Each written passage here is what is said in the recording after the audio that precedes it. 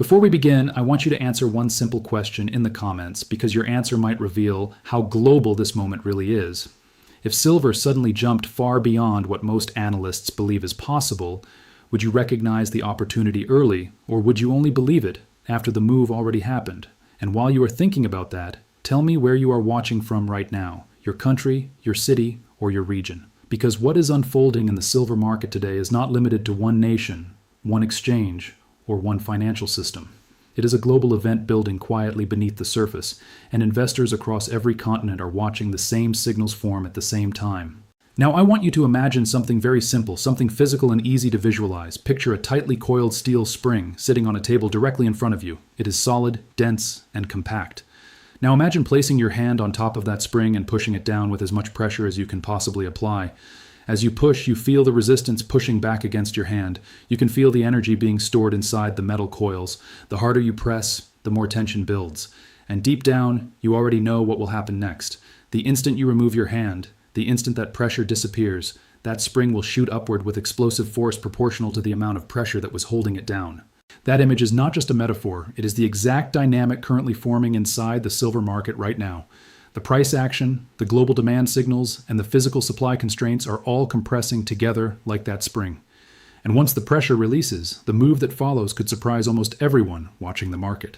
To understand why this matters, we have to begin with a piece of data that most financial outlets are barely discussing, even though it may be one of the most important signals released in recent hours.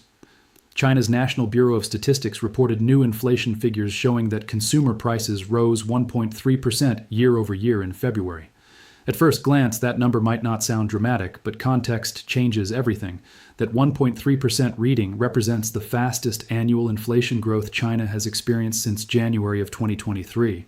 For more than 3 years, the Chinese economy was trapped in an environment where consumer prices were barely growing and sometimes even falling. Now suddenly that pattern has shifted. The monthly numbers reveal an even clearer picture. Consumer prices climbed 1 full percent during the month, while economists had predicted only half that amount. In other words, inflation increased at double the pace that analysts expected. When the world's second largest economy suddenly produces inflation data that exceeds forecasts by that margin, it cannot simply be ignored as a statistical anomaly. It signals that something deeper is changing beneath the surface. But the detail that truly matters for anyone watching the silver market appears when we examine China's core inflation numbers. Core inflation removes the most volatile components such as food and energy, so analysts can measure the underlying structural trend inside the economy. That core reading reached 1.8% year over year. According to data compiled by Wind Information, this is the strongest core inflation level China has recorded since March of 2019. Nearly 7 years have passed since China last experienced inflation pressure at that level. For an economy that spent years battling deflationary forces, this sudden shift toward rising prices carries enormous implications. Yet the most remarkable figure is hidden inside the industrial pricing data in a category that almost no mainstream headlines are highlighting. Silver refining prices in China surged by 16.9% in February. Think carefully about that number, 16.9% in a single month. China is the largest industrial consumer of silver anywhere on Earth. When the price paid by Chinese refineries jumps by nearly 17% within weeks, it reveals something powerful happening behind the scenes. Gold refining prices rose around 8.4%. Oil and gas extraction costs increased roughly 5.1%. Jewelry prices involving gold climbed about 6.2%. But silver refining surged almost 17%, dramatically outpacing everything else. That kind of movement does not occur without a reason. If refineries are suddenly paying far more for raw silver inputs, it means demand inside China is rising faster than supply can respond. Solar manufacturers need silver. Semiconductor companies need silver. Electronics producers require silver for countless components. Every one of these industries is competing for the same limited pool of available metal, and the competition is becoming more intense. What makes this situation even more fascinating is the broader economic context surrounding it. The overall Chinese producer price index is still negative, meaning factory gate prices across much of the industrial economy are falling. Manufacturing inputs are generally getting cheaper. Many sectors are still dealing with deflationary pressure. Yet within that environment of declining industrial costs, silver refining prices are soaring. That contradiction reveals something critical. When most industrial inputs become cheaper, but one specific material becomes dramatically more expensive, it suggests that demand for that material is overwhelming the normal economic cycle. Silver is not behaving like a typical commodity right now. Its demand profile is being driven by structural technological changes rather than ordinary business fluctuations. Every solar panel installation requires silver paste for its conductive properties. Electric vehicles use silver in electrical connections and battery systems. Advanced electronics, semiconductors, and communication infrastructure depend on silver's unmatched conductivity. These technologies are expanding rapidly across China and across the world. So while other manufacturing inputs experience deflation, silver demand continues to accelerate. That imbalance between supply and demand is precisely what creates the compressed spring effect we discussed earlier. Now let's connect that fundamental data to what the price chart is showing. Because when technical structure and real-world supply dynamics align, the probability of a powerful move increases dramatically. Earlier in the year, silver surged above $110 during a strong rally driven by industrial demand, investor interest, and broader precious metal momentum. The move was aggressive, and technical indicators like the Relative Strength Index climbed deep into overbought territory. Markets rarely maintain that level of momentum without eventually pausing, so the price pulled back. But the way it pulled back tells us something extremely important. Instead of collapsing to $50 or $60, silver stabilized around the mid-80s. The decline slowed and then stopped around $84. That level has become a floor where buyers continue stepping in. Technical analysts describe this type of behavior as base formation. Prices move sideways for a period while the market absorbs previous gains, resets momentum indicators, and allows new buyers to enter positions. The key support zone currently sits between $78 and $90. Within that range, the market is building stability. The RSI indicator has cooled down to around 50, which represents a neutral condition. The earlier overbought pressure has been fully reset. Meanwhile, the price remains above important moving averages, indicating that the larger trend is still pointing upward. This combination creates the classic structure that appears in many major commodity bull markets. First comes a powerful surge upward. Then comes a corrective pullback that shakes out traders who bought late in the move. After that, the market enters a consolidation phase where price moves sideways and builds a new support base at a higher level than where the rally originally began. And once that base becomes strong enough, the next upward leg begins. The silver market today appears to be sitting precisely in that third phase. 1 year ago, silver traded around $30 to $40. The market then surged dramatically to above $110. After cooling down, the price settled near $84 and is now consolidating within the $78 to $90 range. This structure suggests the market is not collapsing. It is reloading. For investors who purchased silver near the highs earlier in the year, the pullback may feel uncomfortable. Watching an asset decline 20% after buying it can create doubt and emotional pressure. Many traders begin questioning their decision and consider selling in order to avoid further losses. But historically, those emotional reactions often occur precisely during the consolidation phase that precedes the next upward move. Markets frequently test investor conviction before continuing their trend. That is why understanding the underlying fundamentals becomes so important. And when we examine those fundamentals closely, the story becomes even more compelling. Silver demand is no longer dominated by jewelry consumption or traditional monetary uses. Over the past 5 years, it has evolved into a critical industrial material, positioned at the center of 3 of the most transformative technological trends of the modern era. Solar energy expansion, electric vehicle adoption, and artificial intelligence infrastructure are all driving enormous new demand for silver. The scale of that demand transformation is only beginning to become visible. And in the next section, we are going to explore exactly how those industries are reshaping the global silver market and why the supply side may struggle to keep up. To understand why the silver market is entering such a critical phase, we need to step back and look at how the role of silver has evolved over the past several years. For decades, many investors viewed silver primarily as a monetary metal, or as a material used in jewelry and decorative applications. Those uses still exist, but the foundation of silver demand has shifted dramatically. The modern global economy now relies on silver as a key industrial component across several of the most rapidly expanding technological sectors. 3 industries in particular sit at the center of this transformation. The first is solar energy, the second is electric vehicles, and the third is the infrastructure supporting artificial intelligence and high-performance computing. Each of these sectors requires silver because of its unique physical properties. Silver possesses the highest electrical conductivity of any metal known to science. It also reflects light extremely efficiently and performs exceptionally well under high temperatures. These qualities make it almost impossible to substitute in many high-performance applications. Consider solar energy first. Every photovoltaic solar panel manufactured anywhere in the world uses silver paste within its cells. That paste conducts electricity generated by sunlight, and allows the panel to function efficiently. Without silver, the electrical pathways inside the panel would not operate at the required level of performance, and solar capacity is expanding rapidly across the globe. The European Union has committed to building roughly 700 gigawatts of solar photovoltaic capacity by the end of the decade. China is installing solar infrastructure even faster, often completing projects at a scale that surpasses entire national installations elsewhere. India has also accelerated its solar expansion as part of its broader energy strategy. Even regions traditionally associated with fossil fuels are building solar installations. Countries in the Middle East are constructing massive solar farms in an effort to diversify their energy systems beyond oil dependency. Each one of those panels contains silver. Multiply that requirement across hundreds of gigawatts of new installations, and the scale of demand becomes enormous. Now look at the second sector, electric vehicles. Modern electric vehicles rely heavily on electrical systems that require high-quality conductive materials. Silver is used in battery management components, electrical contacts, power distribution modules, and charging infrastructure. Compared to traditional combustion vehicles, electric vehicles typically consume more silver because their internal systems are far more dependent on electrical connectivity. Industry projections suggest that by 2031, electric vehicles could represent nearly 60% of global vehicle sales.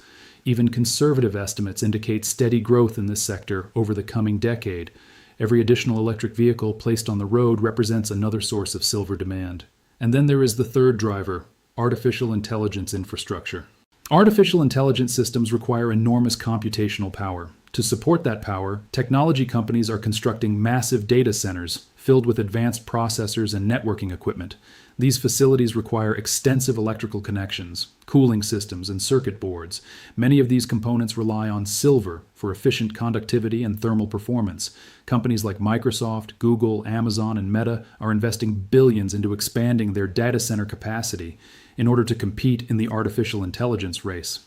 As these facilities scale larger and more powerful, their consumption of conductive materials increases as well. 5 years ago, this category of silver demand barely existed. Today it is growing rapidly. When we combine solar energy expansion, electric vehicle production, and AI infrastructure development, the picture becomes clear. Silver demand is now tied directly to some of the most powerful technological transformations of the 21st century. And unlike traditional demand cycles, these trends are not easily reversed. Governments around the world are subsidizing renewable energy. Automotive companies are committing to electrification strategies. Technology firms are racing to dominate the artificial intelligence sector. All of those forces point toward sustained industrial demand for silver. Now let's examine the supply side of the equation. Here the story becomes even more interesting. Unlike many commodities, silver production is not easily increased when prices rise. More than 70% of the world's silver is produced as a byproduct of mining for other metals, particularly copper and zinc. That means most mining companies are not actually operating silver mines. They are extracting copper or zinc, and silver appears as a secondary output during the refining process. Because of that structure, increasing silver supply is not as simple as opening a few new silver mines. To meaningfully expand production, companies would need to develop new copper or base metal mining projects, and those projects take time. Environmental permitting, financing, construction, and infrastructure development can easily require 5 to 7 years before a new mine begins producing material. This lack of supply flexibility creates a problem when demand rises rapidly. The global silver market has already experienced a structural deficit for several consecutive years. In simple terms, the world has been consuming more silver annually than it produces. Each year, the shortfall is filled by drawing down above-ground inventories that were accumulated in previous decades, but those inventories are not unlimited. Over time, repeated deficits gradually reduce the available buffer between supply and demand. Current projections suggest that the silver deficit for the year could fall somewhere between 67 million and 100 million ounces. When deficits of that size continue year after year, the inventory cushion shrinks. Eventually, the market reaches a point where supply becomes tight enough to push prices significantly higher. That tightening process is already visible in certain areas of the physical market. Inventories held by major exchanges such as COMEX have declined to relatively low levels compared with historical averages. Physical dealers often report periods where certain silver products experience temporary shortages due to strong demand. All of these signals suggest the same underlying trend. Demand is gradually outpacing available supply. But there is another factor developing globally that could reshape the silver pricing system itself. That factor involves India. India is one of the largest consumers of physical silver in the world. The country imports massive quantities of the metal every year for industrial use, investment products, and cultural demand. For more than a century, however, the global price of silver has largely been determined by the London Bullion Market Association, commonly known as the LBMA. The LBMA operates a benchmark pricing system used by traders, banks, and exchanges around the world. When you check the silver spot price on your trading platform, that number is generally derived from pricing activity in the London market. In other words, London has historically served as the central reference point for global precious metal pricing, but India has begun exploring the possibility of developing its own pricing mechanism that reflects local supply and demand conditions more directly. From India's perspective, this idea makes sense. The country is one of the largest physical buyers of silver on the planet. Its demand plays a significant role in global consumption, yet the price India pays is ultimately determined by a market located thousands of miles away. In many cases, Indian buyers must pay premiums above the London benchmark in order to secure physical metal deliveries. Those premiums exist because the London price does not always reflect real physical supply conditions within the Indian market. By creating an alternative pricing system closer to the location where physical silver is actually consumed, India could potentially establish a benchmark that better reflects the true balance between supply and demand. If such a system were successfully implemented, the implications could be enormous. A second global pricing center would emerge alongside London. Physical demand conditions could influence pricing more directly. Premiums currently treated as separate surcharges might instead become integrated into the base price itself. And perhaps most importantly, the influence of paper trading activity could be reduced relative to real physical supply and demand. The possibility of such a change has received relatively little attention in mainstream financial media. Yet for anyone studying the long-term structure of the silver market, it represents a fascinating development. When major consuming nations begin exploring alternatives to existing pricing systems, it often signals dissatisfaction with how those systems reflect real economic conditions. Whether India ultimately creates a full alternative benchmark or simply modifies how it interacts with the London market remains to be seen. But the discussion alone reveals that the global silver market is entering a period of structural change. Physical demand is gaining influence, industrial consumption is rising, and the supply side remains constrained by long development timelines and limited production flexibility. All of these elements combine to create the kind of pressure buildup that can lead to dramatic market movements once a catalyst appears. In the final part of this analysis, we will examine the specific price levels traders are watching, the potential catalysts that could trigger the next major move in silver, and why the current consolidation phase may represent one of the most important setups the market has seen in years. Now that we understand the demand forces building across the global economy and the supply constraints shaping the market, the next question becomes very practical. What exactly should investors and traders be watching on the price chart in the near term? Because while the long-term fundamentals appear powerful, markets still move through specific levels that determine momentum in the short term. At the moment, one level stands out above all others: $80. This area has repeatedly acted as a strong support zone during the recent consolidation period. Several times the silver price has approached that level during pullbacks, and each time buyers have stepped in to defend it. That repeated defense is significant because it tells us something about market psychology. When a price level holds multiple times, it becomes a reference point where traders expect demand to appear. As long as silver remains above $80, the broader uptrend that began earlier remains intact. In other words, the structure of the market continues to favor higher prices over time. Now let's examine the other side of the range. $90 currently represents the primary resistance level. During the consolidation phase, several rallies have approached this area before encountering selling pressure. Each time the price reached near 90, it was pushed back slightly into the middle of the range. However, something important has been happening during these attempts. Each rejection from 90 has become weaker than the one before it. At the same time, the price lows inside the consolidation range have gradually moved higher. Instead of falling back toward the low 70s, silver continues forming higher lows in the mid-80s. Technical analysts often interpret this pattern as a form of compression. Buyers are becoming more aggressive, stepping in earlier during pullbacks, while sellers appear less willing to push the price dramatically lower. When these forces continue building, the distance between support and resistance narrows. Eventually, one side wins. If $90 breaks convincingly, the next zone to watch sits between $95 and $100. That range carries psychological importance for traders because round numbers often attract large clusters of buy orders and stop orders. Many traders prefer to wait for confirmation before entering a position. As a result, they place buy-stop orders slightly above major resistance levels. When the market crosses that threshold, those orders activate automatically and add new momentum to the move. This effect can create rapid upward acceleration. If silver pushes through $100 with strong momentum, the next logical destination becomes the previous high near $110. Markets frequently revisit prior highs after consolidating for a period of time, but the interesting part comes after that retest. When a market builds a strong base below a previous peak and then returns to test that peak again, the probability of a breakout increases dramatically. The earlier consolidation absorbs selling pressure and creates a stronger platform for the next move. That is exactly what the silver chart appears to be building now. The base forming between $78 and $90 may eventually act as the launching point for a new rally phase. Of course, responsible analysis also requires considering downside scenarios. While the current structure remains bullish, markets always carry uncertainty. If for some reason the $80 support level were to fail, the next significant demand zone would likely appear between $74 and $76. That area served as a strong floor during the earlier correction phase and may attract institutional buyers who missed the previous rally. From a percentage perspective, a move from $84 down to $74 would represent roughly a 12% decline. While that might sound dramatic in isolation, it would not necessarily change the long-term fundamental outlook. The structural forces driving silver demand would still exist. Solar installations would still require silver. Electric vehicles would still require silver. Artificial intelligence data centers would still require silver. China's industrial consumption would still be rising. India's demand would still be significant. In other words, the underlying fundamentals would remain largely unchanged. Sometimes markets simply fluctuate within ranges before continuing their larger trend. Now let's return briefly to the broader macroeconomic picture because it provides important context for the silver market. Recent policy signals from China offer insight into how global economic forces may interact with silver demand.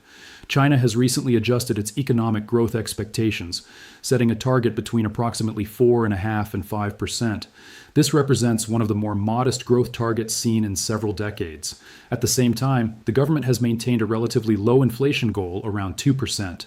To support economic activity, Chinese authorities have introduced several stimulus measures. These include hundreds of billions of yuan allocated toward consumer subsidies, trade programs, and investment funds designed to support private sector growth. When we examine those policy decisions collectively, they reveal an interesting dynamic. China is attempting to stimulate economic activity while also addressing deflationary pressure in certain sectors. But remember the data we discussed earlier. Even while many industrial prices in China remain weak, silver refining prices surge dramatically. That suggests that demand for silver is being driven not by traditional consumer spending cycles, but by strategic industrial programs. China continues expanding renewable energy infrastructure. It continues promoting electric vehicle adoption. It continues investing in technology and semiconductor production. These industries are not optional for the country's economic strategy. They are core priorities. That means silver demand tied to those industries may remain strong even during periods of slower overall economic growth. This is one of the reasons many analysts believe the silver market has entered a structural demand phase rather than a temporary commodity cycle. Now consider the geopolitical environment. Tensions in certain regions of the world can also influence precious metal markets. Investors often move capital into tangible assets during periods of uncertainty, seeking stability outside traditional financial instruments. Gold historically benefits most from that behavior, but silver often follows because it shares many of the same characteristics as a hard asset. When safe haven demand combines with industrial demand, the result can create powerful upward pressure. And this brings us back to the central idea that began our discussion, the compressed spring. Right now, multiple forces appear to be pressing down on the silver market simultaneously. 6 consecutive years of structural supply deficits, rapidly expanding industrial demand from solar energy, electric vehicles, and artificial intelligence infrastructure, rising refining premiums inside China, potential shifts in global pricing mechanisms as large consuming nations explore alternatives, declining inventory levels in certain storage systems, geopolitical uncertainty influencing investor behavior. Each one of these factors alone could support higher prices. Together, they create an environment where the pressure continues building beneath the surface. Eventually, markets reach a point where that pressure releases. The catalyst that triggers such a release is impossible to predict precisely. It could arrive through many different events, perhaps a major policy announcement, a supply disruption, a surge in industrial demand, or a financial market shock that redirects capital flows. The exact trigger does not matter as much as the underlying setup, because once the catalyst appears, the reaction often happens quickly. Markets rarely move slowly once momentum takes hold. That is why experienced investors spend time studying fundamentals before the move begins rather than chasing prices after the breakout occurs. Understanding the structure allows them to prepare. Right now, silver is trading around $84 while building a consolidation base between roughly $78 and $90. Some observers view this period as inactivity, others see it as preparation. History shows that many of the largest market moves begin quietly, during moments when most participants assume nothing significant is happening. But beneath that calm surface, the underlying forces continue building, just like the compressed spring. When pressure finally releases, the movement that follows can surprise everyone who is not paying attention. So the real question becomes simple. Are we witnessing the calm before the next phase of the silver market, or are we already standing at the moment when the pressure is about to release?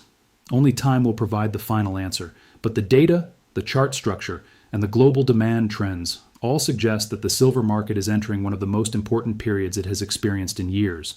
For investors and analysts who follow commodities closely, moments like this are worth studying carefully, because when the next major move begins, it rarely waits for anyone who is not ready.